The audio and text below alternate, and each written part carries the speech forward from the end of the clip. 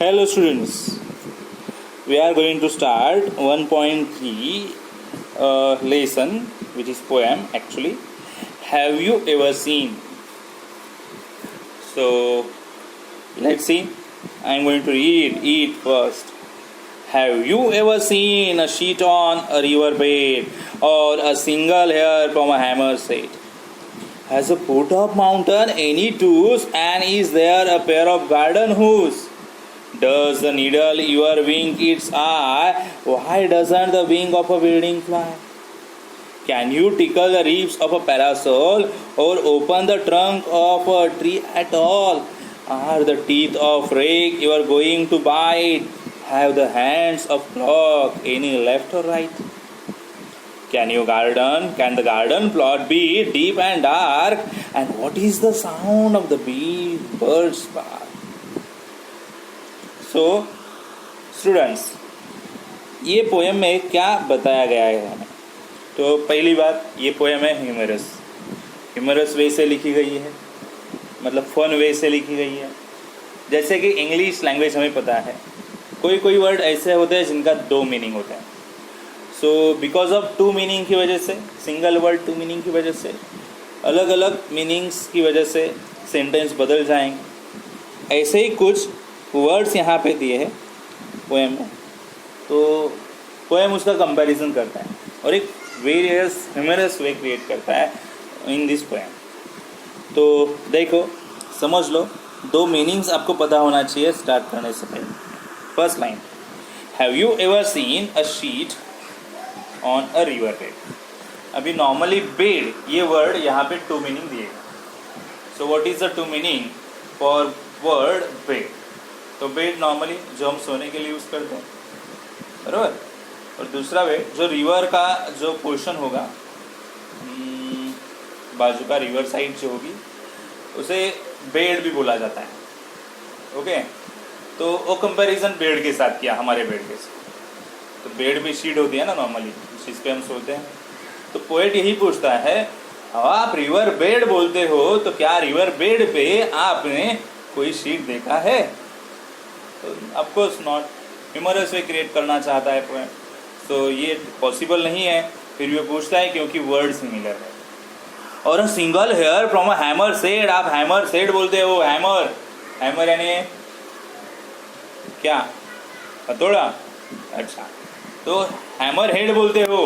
Head बोलोगे तो अपना नॉर्मल हेड पे तो बाल होते हैं, हेयर होते हैं। तो क्यों आपने हैमर हेड पे बाल देखा है? और single hair from a hammer's head, यहाँ पे कॉमन हेड आया। सो हेड पे नॉर्मली हमारे हेड पे हेयर्स है, तो हैमर हेड पे भी आपने हेयर्स देखे। कंपैरिजन देखो कैसे किया। Has a foot of mountain in it toes, हम बोलते हैं फुट ऑफ माउंटेन यानी माउंटेन का नीचे वाला जो हिस्सा है, जो पैरेलल टू लैंड रहेगा। ओके, टॉप वाला पोर्शन नहीं, नीचे वाला पोर्शन। ओके, तो उसे फुट बोला जाता है, फुट ऑफ माउंटेन। तो फुट यानी फुट है, डबल मीनिंग वर्ड है यहाँ पे। नॉर्मली हमारे फुट है तो फुट है, तो टूज भी है फुट को। तो क्या फुट ऑफ माउंटेन को भी टूज है? क्या आपने देखा है? And is there a pair of garden hose, या फिर आपने पेयर ऑफ गार्डन होज देखा है? होज के दो मीनिंग है यहाँ पे, एक तो फ्लेक्सिबल ट्यूब होता है और पेयर ऑफ स्टॉकिंग और टाइट्स ऐसे होता है जो पहना जाता है। ओके, पैर में पहनने के लिए जो हूज होता है वो। सो क्या बोलता है कि गार्डन के पास भी क्या हूज है, तो क्या वो पहनता है? तो हूज यानी फ्लेक्सिबल ट्यूब यानी पाइप होगा। पाइप को भी हूज बोलते हैं, और पहनने वाला जो कपड़ा है उसे भी हूज बोलते हैं, पैर में पहनने वाला जो कपड़ा है। तो क्या गार्डन के पास भी पेयर ऑफ हूज है? वो पहनता है। Does the needle ever wink its eye, needle को आई है तो क्या उसने कभी विंक किया है? I doesn't the wing of a building fly, अब हम बिल्डिंग को भी विंग से सेपरेट किया है। ये ए विंग बिल्डिंग है, वो बी विंग बिल्डिंग है, वो सी विंग बिल्डिंग है। तो विंग ऑफ बिल्डिंग यानी क्या उसको पंख आ गए, क्या उड़ने लगी हो?